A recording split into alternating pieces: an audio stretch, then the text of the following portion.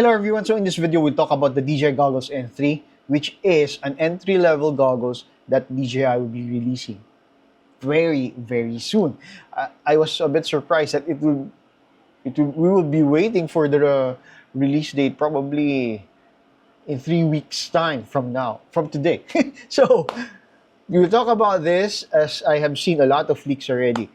At the same time, we will also talk about the O4 air unit, as Mads Tech already discussed it on one of his video, and I will try to discuss it on the latter part of this video.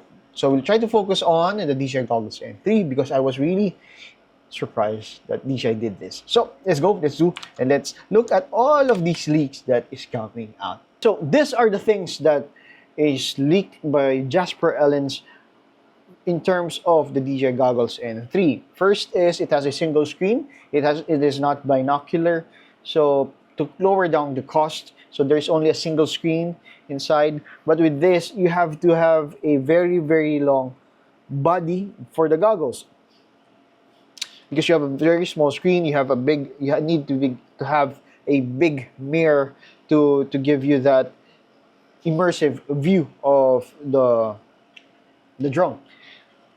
If you would ask me, I do prefer using these types of goggles because it is somewhat immersive. The flight experience would be immersive, and it feels that you are inside the cockpit of the drone.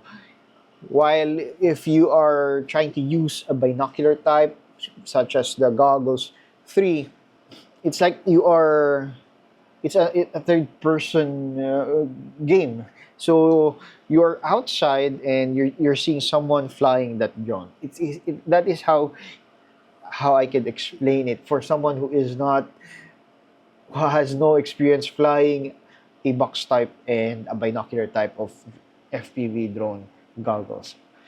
It will have an O4 transmission, so we could expect a good range similar to the Goggles 3.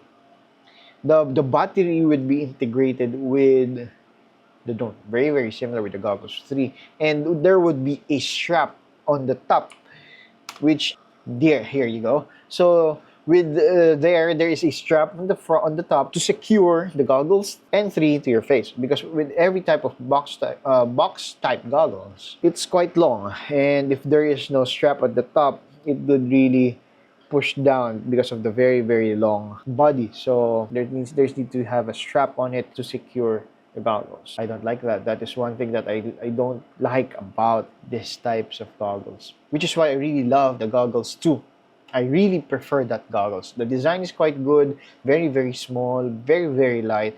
The battery is not integrated, so very easy in the head. I don't know why they discontinued that design, but I really loved it. Yes, it would be cheaper. It has a cheaper price with the Goggles 3. Now, I'm trying to find the leaked pricing. I forgot the exact amount. I think it's around $269. This will be announced soon. So DJI is actually planning to announce it around November 5 and November 7. So that would be the DJI Goggles N3. It's an entry-level goggles, box type, very cheap, probably by DJI standard goggles that would actually support the O3 air unit and the O4 air unit that we'll be discussing in a while. If you are heavily invested in a DJI system, this is probably a good option. But for an entry level, this is quite pricey. That would be around 15,000 pesos. So it's quite steep by a box type standard, if you would ask me. But you have a better video output using the O4 transmission system and the O4 air unit or the O3 air unit. You could not complain about that, and it will be a lot cheaper than the Goggles 3. So if you're really starting out, don't need to shell out a huge amount of money.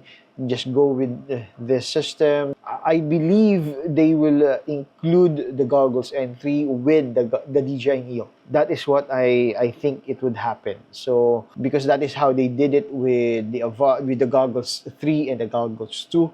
So you cannot buy it separately at the time of launch. So probably they will do it in this way so that it will push the sales of the DJI Neo as well. Let's talk about the O4 Air unit since we have tackled the leaks of the DJI goggles M3.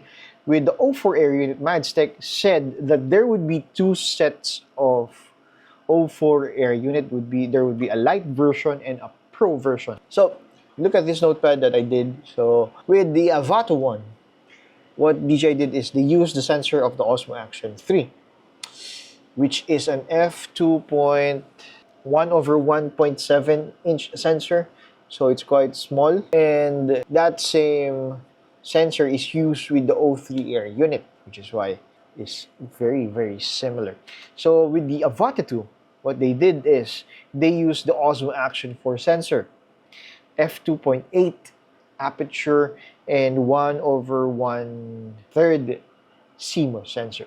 I was expecting that they would do a similar approach. They would just use the same sensor and put it on the O4 Air unit. If you try to look at the leak, it's actually f2.0 sensor. So this would have a bigger aperture.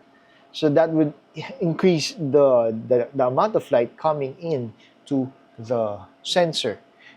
It would help out, especially on dark situation, dark environment.